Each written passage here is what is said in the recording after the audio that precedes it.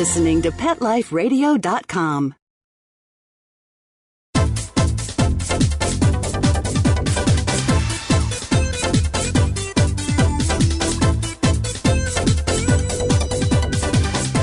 Hello! Welcome to the Animal Party. You're here with Deborah Wolfe, and this must be Pet Life Radio because we're finishing up our show with Professor Stanley Coren, Dr. Stanley Coren, professor at UBC in psychology, psychiatry, and he knows the dog mind, he knows the human mind. He's also a best-selling author of many books, including The Intelligence of Dogs.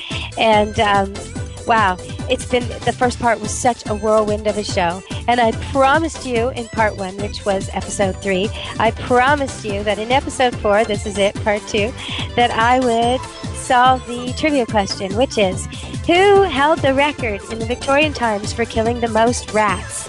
And it was not a rat terrier, no, not a Chihuahua, not a Jack Russell, nope. It was a bull terrier named Tiny. And Tiny was so tiny, she was only 5.5 pounds. She was smaller than some of the rats she was killing. She could kill, you won't believe this, she could kill 50 rats in 28 minutes. And they believe if they estimated her lifetime, she could kill 5,000 rats or 1.5 tons. Now, that was probably a really valuable asset in Victorian times, and it probably is still today, given that they say that each Londoner is outnumbered 100 to 1 by the rat population of London. Now, don't be smug if you're sitting somewhere in North America thinking, oh, thank God I'm not back in Europe. No. Our cities are just as bad, if not worse in some cases. Urban cities right now need rat patrol. That's why we need our coyotes. And we need to keep things in check. And we need to keep our garbage under control, too. And get clean about it. So welcome to the party. We're going to have Stan Coren joining us soon. Isn't that great? And we'll be talking about the intelligence of dogs, dumb dogs, smart dogs, how dogs learn, how dogs think, whether or not there should be a pit bull ban, and some other issues we've dealt with that are in the news, and we want to hear the professor's take on it for sure. So tune into this show. Come to the party. Get your drink ready. Get your hors d'oeuvres. Get a comfortable chair and join our animal party. Don't leave this party before it's over because the best is yet to come. Only losers leave the party early anyway. Party on. Back in a few. Pawfume Dog Grooming and Finishing Spray is proud to be a new sponsor of Pet Life Radio. Pawfume's super long-lasting sprays are available in 4 unique fragrances. Each Pawfume spray is fortified with the finest conditioners and detanglers to make combing out your dog more fun. Pawfume retails for only $2 per 6-ounce bottle. Pawfume is available nationwide at all Dollar General and Family Dollar stores. Why pay more to have your dog smell great? Pawfume, Pawfume. It's time for school for you and your friends, your furry best friends. Train your dog the fun and easy way with Teacher's Pet Sessions. Teacher's Pet host Pia Silvani teaches you step-by-step how to train your dog the fun and easy way. You get 8 30-minute live audio training sessions, complete transcripts of each session, plus a basic training manual to get you and your dog off to a great start. Training begins the moment you bring your dog home. Teacher's Pet Sessions offers positive reinforcement training to shape your dog's behavior and encourages upbeat, enthusiastic responses to ensure that your dog will enjoy learning. Teacher's Pet Sessions dog training is fun at both ends of the leash. So listen, learn, and laugh with your dog with Teacher's Pet Sessions. Get your copy of Teacher's Pet Sessions Volume 1 today. To order, go to teacherspetsessions.com. Hi, this is Pia Silvani, your host. Bring your dog, tug toy, and treats, and get ready to have some fun. teacherspetsessions.com. Want to know what cats like to eat for breakfast? Mice Krispies, of course. Learn everything there is to know about cats on Catitude with your host, Tom Dock. Each week, we'll spotlight a cool cat breed, give up-to-date advice on cat health, and check out spiffy new cat products. So curl up on the couch every week for a perfectly enjoyable time on Catitude. Every week on demand, only on PetLifeRadio.com.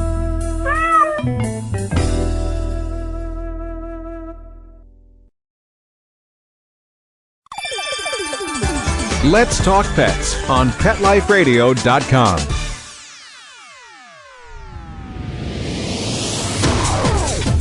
You're inside the VIP room With the hottest party in town. Back to the party. Let's go!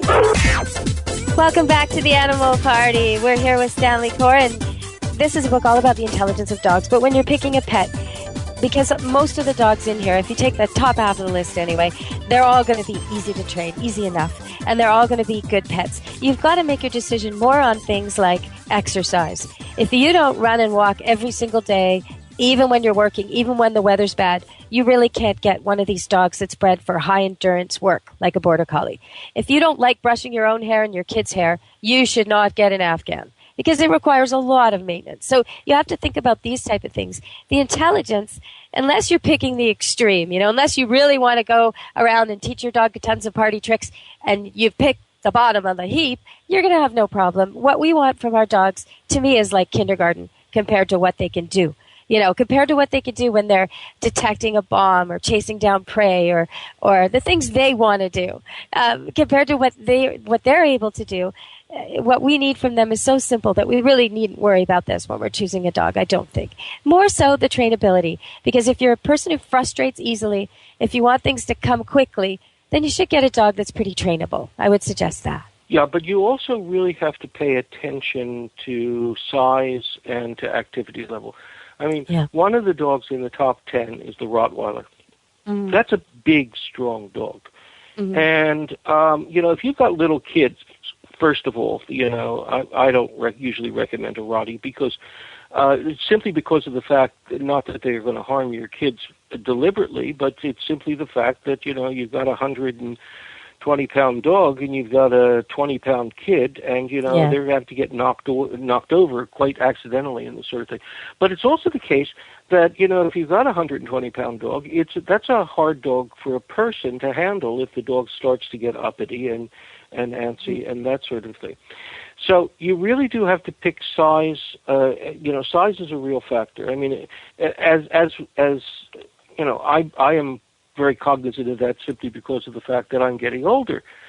And so, it gets harder for me to handle some of the bigger dogs. That's even given the fact that I, do an awful lot. You have your timing, you have your technique, the skill. Yeah, and even still. That's right. And do a lot of lure training and that sort of things, which really don't require that I sort of muscle the dog around. But nonetheless, there are going to be times, like the dog suddenly gets goofy. Oh, look at that squirrel. I got to go get that, Or I'm going to grab your ankle and run around with it because I think that looks fun. Yeah. Yeah, that's right. You got to be able to have the strength to sort of to handle that. The second thing is activity level. Activity level is probably the second or third most common reason why people tend to turn in their dogs to a shelter, because they have a dog who is much more active than their lifestyle. I mean, you can have a dog like a Border Collie, for example, or a Dalmatian. I mean, those dogs are going to require exercise, and if you don't get out Weimaraner, Pointer, all these dogs, and people sometimes think when they're shopping for a dog like that, they look for the littlest. They think, if I get a small Golden Doodle, or I get a small Dalmatian, or I get that it will need less exercise, and that is wrong. Those medium-sized dogs need the most. So if you do want one of these very, very active breeds, at least go big, because it'll be a little bit lazier. Not much, but a little bit. Well, but the other thing is, people have to watch out. The size thing, as you said, is something where people make the wrong judgments. Like, I have people who have come to me and they bought themselves a Yorkshire Terrier because they thought it would be a perfect dog for an apartment building. And guess what? Their problem is the dog barks all the time. Well, excuse me, terriers come out of the womb wearing a T-shirt which reads "Born to Bark," and their size is irrelevant in this. I mean, if you want a quiet dog in an apartment building where people are going up and down the hallways, you don't get a terrier. It's just not going to work. What do you get? What do you get? Like a Bichon, maybe? Well, I mean, there are a lot of dogs. A lot of the companion dogs. The Bichon works. A Shih Tzu. The Shih Tzu, sort of. They got some terrier blood in them. Jack a Nicholson Lhasa, has maybe? Shih Tzus. A Coton de Toulier, a Havanese, a Cavalier King Charles Spaniel, a little Pomeranian, a Papillon. I mean, those. And you still have to teach it. You still have to teach it quiet and be nice and meet have it around the lobby and so diffuse its sensitivity to all this so it understands people come and go. And you still have to teach it, but it can learn this more easily because it's not set up by nature to be a guard dog. That's right, or to sound off. I mean, I always hear it in my terriers' voices. They seem to be yelling, "The barbarians are coming! The barbarians are coming! Rally the defense!" I mean, Yeah, and there is a difference. I mean, the big guard dogs, they don't bark a lot. They don't need to. That like a Rottweiler will really wait, and he'll give one or two big loud barks when it's necessary. He's not high-strung. He's not worried about his ability to protect things. But these little guys, if they're trying to protect things and they're tiny, they're basically just alarm bells. That's all they are. Yeah, and that's the difference between a watchdog and a guard dog. You have to always remember that the watchdogs are set up to sound the alarm. And, you can get tiny dogs. I mean, Chihuahuas can serve as a perfectly decent watchdog. They will sound the alarm if something odd has happened. But a guard dog... Well, they use geese in Germany, so yeah, absolutely.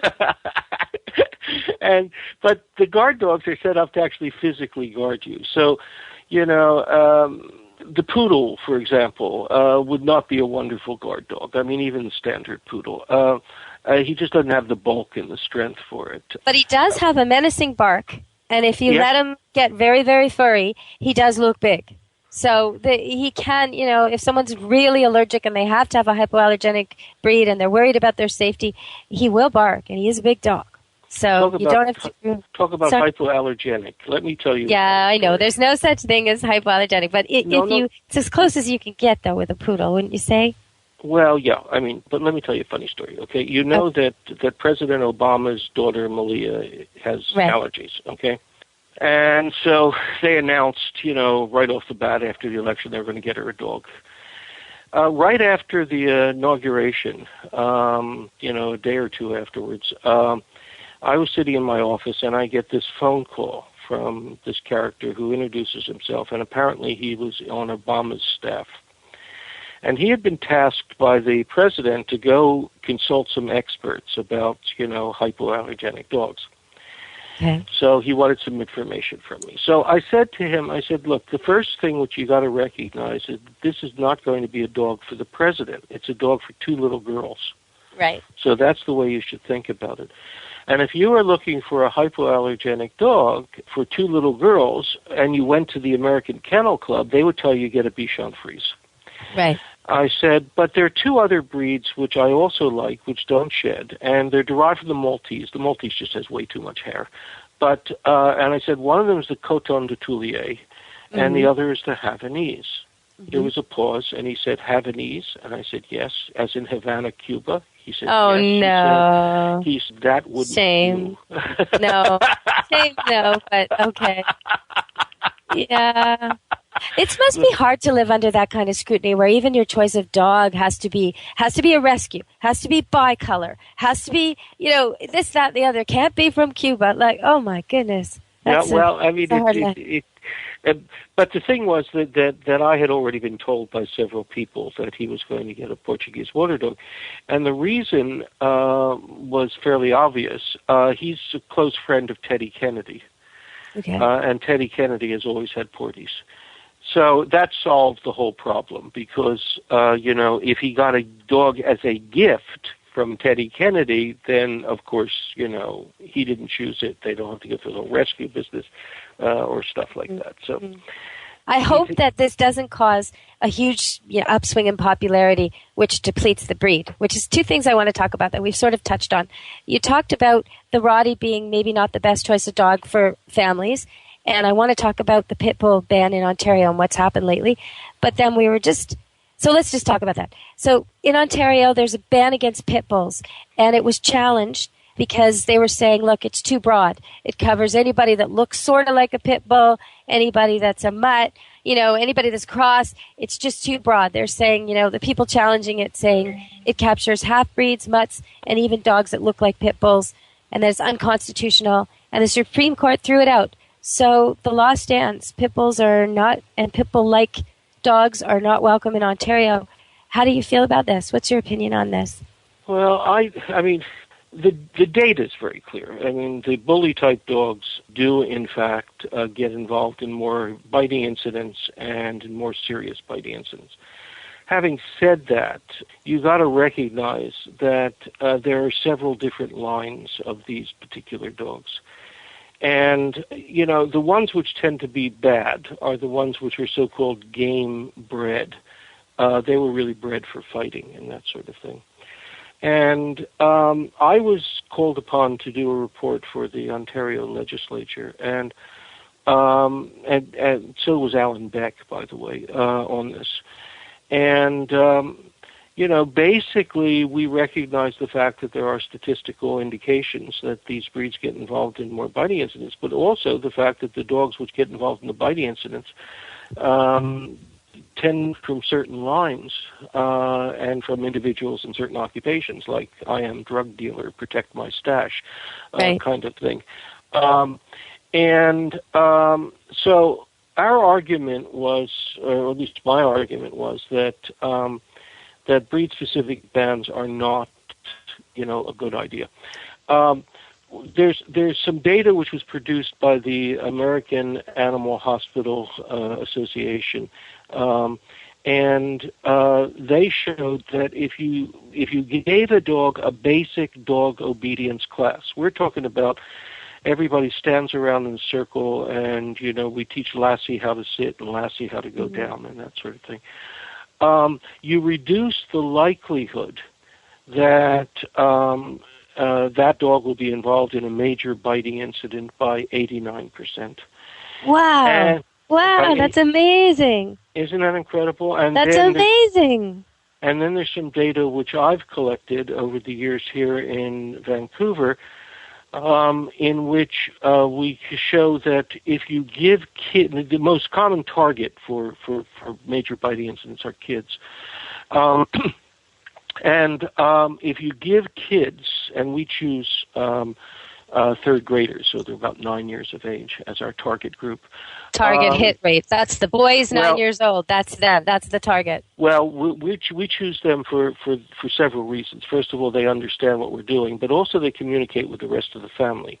Mm-hmm. And so we have data that if you give a 1 hour, you know, bite proofing lesson, the sort of thing like Joan Orr and Teresa Lewin do with their Doggone Safe program. You know, what you do is you reduce the likelihood that that any child who got that program would be bitten by 80%. And catch this, because this is the fabulous part about it. You reduce the likelihood that anybody else in their family will get bitten by 60%. In other words, they go back and tell their their siblings, you know. How to greet a dog, to ask permission. You know, that's not what you do, right? Like these. Yeah. Okay. Oh my gosh, why isn't this being offered in the schools? Why isn't this everywhere? It's crazy. That's so good. Well, that's one of the things which drives me crazy. I mean, you know, as I said, Joan Orr and Teresa Lewin have put together this wonderful website and that's doggonsafe.com. Is that what it is?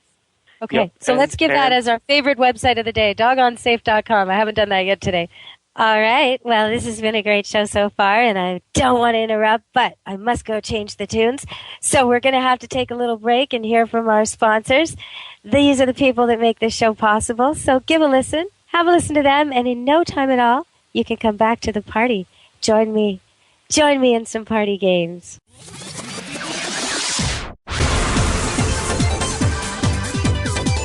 Don't go anywhere, because the best is yet to come. Stick around.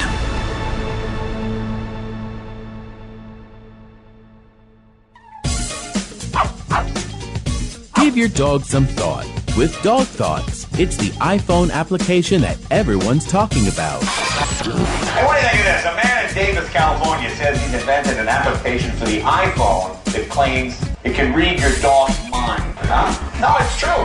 I read about it on my cat's Twitter page. That's why Jay Leno talked about it, CBS reported on it, and now you can see what all the buzz is about. Created just for dog lovers, Dog Thoughts makes taking photos of your furry best friend more fun. Shake your dog and read his mind. On your iPhone, of course. Take a pic of your pup, shake your phone, and watch as his thoughts appear on the screen. Does he have a bone to pick with you, or is he having a tail-wagging day? Get your Dog Thoughts iPhone app today. Just 99 cents. Go to PetLifeRadioPromotions.com. That's PetLifeRadioPromotions.com.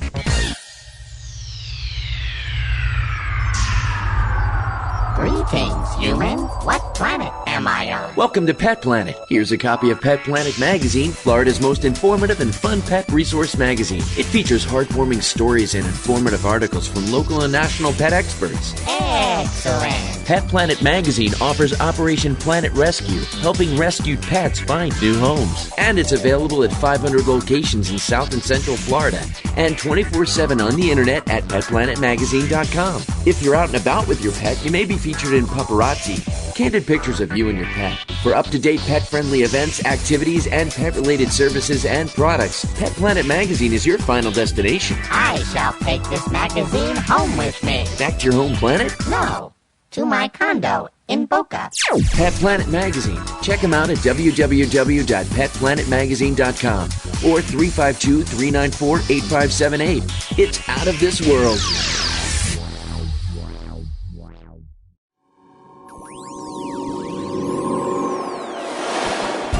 Pet Life Radio presents Paranormal Pets, where you can always expect the unexpected. Each week we'll discuss all aspects of weird or spiritual animal encounters, ghosts, totems, psychic animals, animal souls, animal angels, and animals in religion, with a little cryptozoology thrown in. Step into the supernatural world of pets with your Paranormal Pets ghostly host, Dusty Rainbolt, every week on demand, only on PetLifeRadio.com.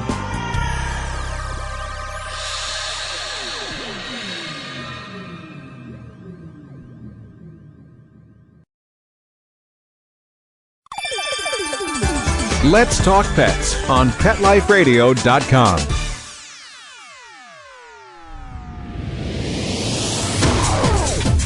You're inside the VIP room. With the hottest party in town.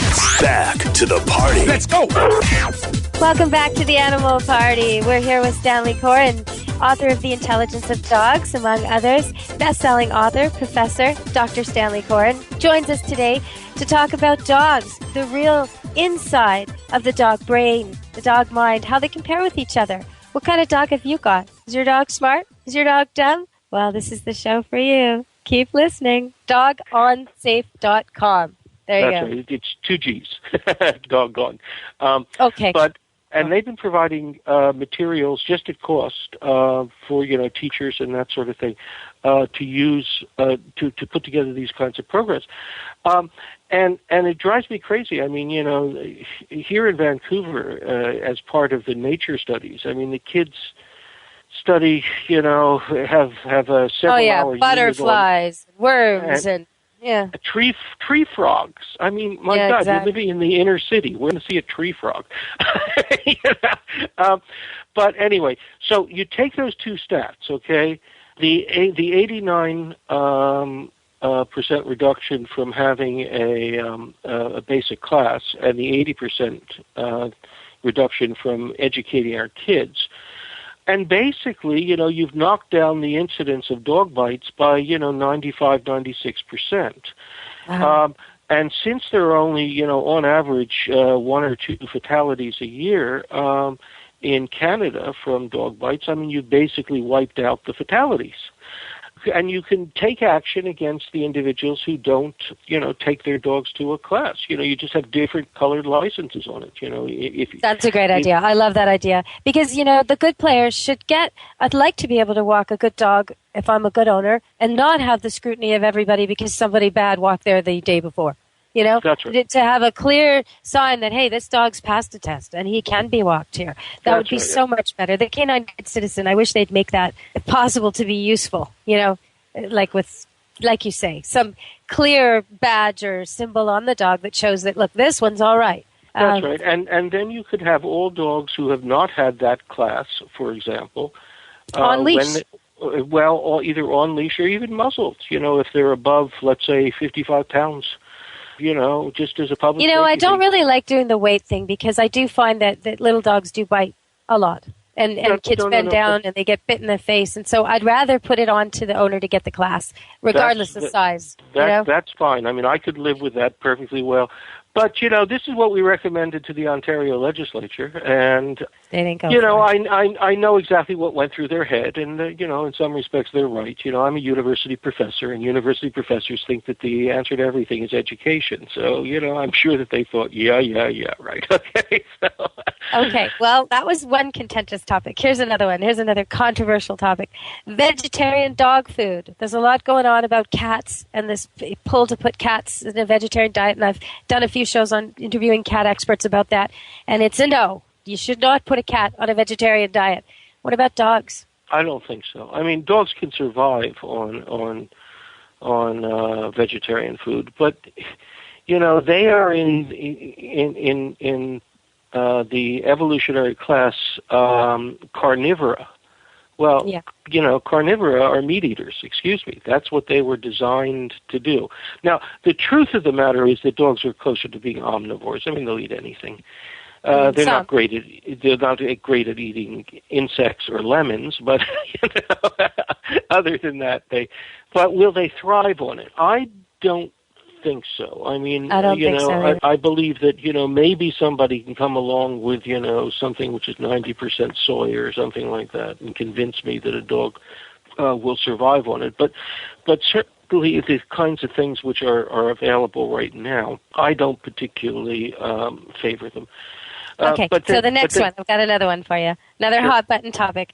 Recently, big news in the UK, drastic changes to the breeding rules there. If you want to compete, if you want to show, if you want to breed and judge, you got to change the way you're doing it, especially if you're in certain breeds like the bulldog can no longer have a tiny, tiny pelvis and a giant, giant head, which makes it almost impossible for them to deliver babies without C-section. Things like this are being changed. I think Pomeranian muzzles are being lengthened, as an example. There's a bunch of things they found that breeding to an excessive beauty standard caused extremes that were no longer healthy for the dog's function, like breathing, sweating, crying, ear problems, eye problems, nose problems, things like this, or the problem I mentioned with not being able to have your pups naturally. So these changes are coming. And it looks like they're going to come, I think it's going to take over the whole world eventually. It's already simmering into the cat world in the UK from the dog world. What do you think about all this? Well, I've seen these regulations, and I think that they are excessive. There are some travesties which have been, done to dogs over the years by people breeding to their notion of like what? Beauty. Well, like the very strong inclination of the back in German Shepherds. Yes. I mean, they have taken a dog which was, one of the most wonderful working dogs in the universe. And slope. They made a slope, right? This is what you're talking about? That's right. That's a sloped back. And they basically turned them into cripples. And, if you go to Europe, they basically talk about the fact that, in America, in North America, we have destroyed the breed. And that sort of thing I find to be, not morally acceptable. But you do have to remember that there are a huge number of breed clubs and breeders which are really in the other direction. I mean, they are working very, very hard to keep their breed healthy, to encourage standards. Yeah, absolutely. Especially the working dogs, right? The ones where they also compete in something like herding or getting ducks for the hunter or whatever, field trials of a various nature. The dog has to stay true to its health or it can't function. That's right. And, when I was young, Irish setters had a real problem, which is with a weak heart septum. And in fact, I lost an Irish setter who was less than 2 years of age. He was running across the field to me, and one moment he was alive, and the next moment he was dead. He just blew out his heart. And the Irish Setter Club in the States was very, very conscientious. What they did was that they contributed more than $250,000 over several years to the Canine Genome Project, and they found a blood marker. So there's a relatively inexpensive, I think it's about $60 or something like that, blood test, which you can give to dogs, and you can exclude those who have the marker for this weak heart septum. And in effect, they've wiped that problem out. Amazing. And so, and that they did, out of their pockets. I mean, out of love of the breed. And this sort of thing, goes on, a lot more of it than you might think. I mean, in the retrievers, and especially in the Nova Scotia duck culling retrievers, PRA, progressive retinal atrophy, has been a problem. And a large number of groups have contributed to the research, and they now have a blood marker for that. I mean, you can now take a simple genetic test. It costs you $75, and this will be wiped out of the breeds within the next 5 or 6 years, I hope. You know what? We've run out of time, unfortunately. Can I have you back someday? Anytime. Because we've run out of time. Right. Okay. Well, you know what? I want to end with a joke, and then I have to tell them the trivia answer of the day comes from your book, Intelligence of Dogs. But I'm also going to end by explaining a couple of the tests they can find in your book. So if they want to find out if their own dog is smart or dumb, they can get the book and figure it out.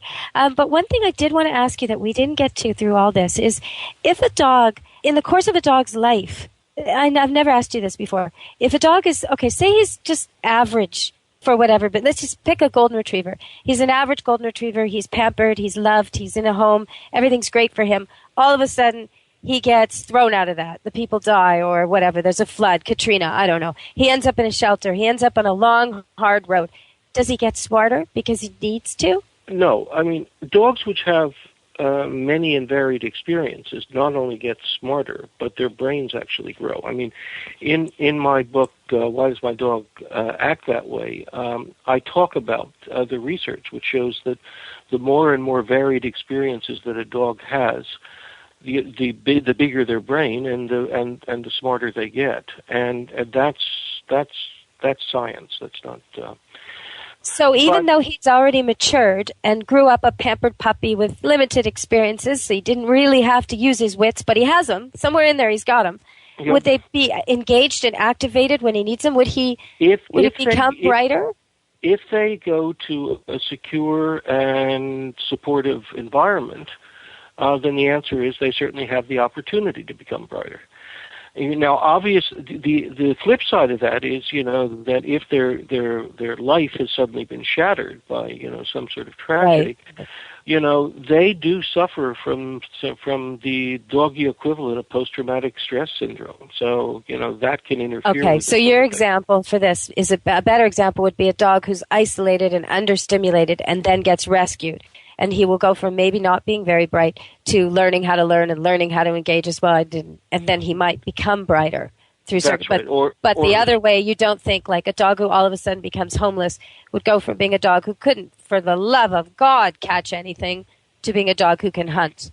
No, I mean I wouldn't use that example. The example which I would use is if somebody goes from somebody who's basically housebound and, they don't do anything except watch Oprah with their master or mistress, and then for whatever reason they are adopted into a house full of kids with lots of things going on and the people willing to take the dog to classes or to go out and play with it, then that dog will get a lot smarter. There's one dog I knew, a wolf cross, who never killed anything. Okay, he was young and fit and healthy, and he would chase things and hunt things when the people took him to the park or whatever.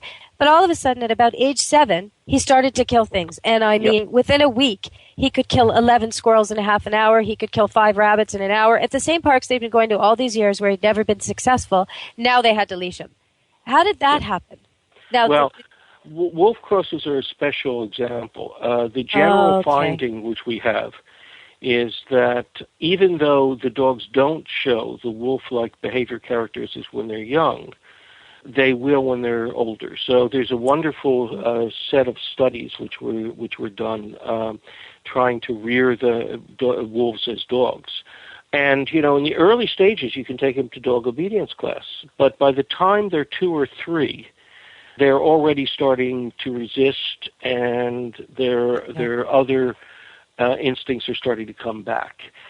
And so one of the major researchers in this area has basically said that he knows of nobody who doesn't begin to become worried about their wolf or wolf hybrid by the time they're aged 4 or 5, because they're already beginning to show behaviors which are which are wild, wolfy. that are in the wild. Yeah. Yep. Okay, so I'm going to tell people, after I say goodbye to you, I'm going to tell them about how they can test their dog at home with the towel and the blanket and moving the furniture, and how they can find more tests in your book. I'm also going to tell them about Tiny, the bull terrier, because that's in your book, and I'm going to try and get them to pick up your book. So where can they get your book? As they say, in better bookstores everywhere, or in all the usual online booksellers, Amazon, Chapters, Indigo, whatever. And it's called The Intelligence of Dogs by Stanley Coren. And you have many other dog books. If people are interested in knowing why we get the dogs we do, how dogs think, how dogs speak, I'm not trying to do your titles, although your titles are so on the money for what they're about that I'm getting close. Maybe you want to just give a few of your titles. Can you give a few of your titles so they know what to look for? How dogs think, how to speak dog, why does my dog act that way? And my most recent book is The Modern Dog, which is really about the human-animal relationship, where dogs fit in our society. And I have a kids book, which has just won another major award. Nice. And the kids book is called Why Do Dogs Have Wet Noses? And that's for the 7 to 12 age range. Okay, I've got a joke for you before I say goodbye. Here's the joke. If there's a big hole in the ground, the German Shepherd will go around it. The Standard Poodle will jump over it. And the Irish Setter will fall into it. How's that? How's that for a summary of the intelligence of dogs? Well, I wouldn't have put this the Irish Setter, but you're on the track. Anyway, thank you very much for joining me, and I hope you'll come back again. All right, you take care. Okay, thank you. All right, so that was Stanley Coren just leaving the party now.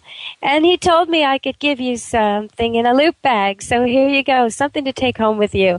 On page 162 of his book, which you can get at better bookstores, you'll find a test you can give your own dog to see where he scores. Is he smart like a border collie? Is he not so smart like maybe a pug?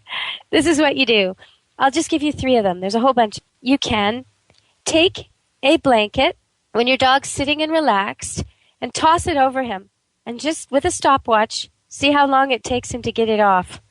Now, how long it takes, or whether he does it or doesn't do it, is his score, whether he's smart or dumb. If he does it really fast, he's smart. If it takes him quite a long time in dog terms, not so smart. Okay, there's another one here. You take an object he wants, like a tiny little cookie, and you put it, dog cookie, and you put it under a towel. And again, you see how long it takes him. And you use a stopwatch, and Stanley Coren's got the scores in here. The professor has the scores, so you can rank your dog. Another thing you can do, now this only works if you've lived in the same place for a couple of months and your dog is over 2. All these tests are if your dog is over 2. Because when they're under 2, they're still developing, and you can't really tell yet. But anyhow, you can try, though. And you might even want to try, and then try a few months later and compare. But you can't try them and try them and try them, because then your dog learns by the repetition, and then you can't test him again. So that's more like cramming for the SATs and taking the SAT course and then studying again and again and again and again. Okay, your results will go up, but are you really any smarter? Anyhow, with the furniture, after your dog's been living in the same place for a few months, move the furniture around and put him back in the house and see how long it takes him to start checking out all the pieces and whether he finds all the changes. So those are some of the things you can take home. That's our homework, our party tricks for today, courtesy of The Intelligence of Dogs by Stanley Coren. The doctor was here, the professor was in the house, and I hope you feel educated. I hope you feel that it was a good lecture, and maybe next time we'll come back to the party. I'll be having on the vet to the movies, a veterinarian who works in the movies and helps make sure that the animals are treated well. But in addition to that, she's also behind an organization that's trying to educate the world about declawing cats, and that's called Paw Project, and why you shouldn't declaw your cat. So we're going to have her on in the future. Thanks for coming to the party. It's been great. And please listen to my sponsors. They're the ones who made the party possible. Thank you. Talk to you again soon. Be good to your pets. Let's Talk Pets. Every week on demand. Only on PetLifeRadio.com.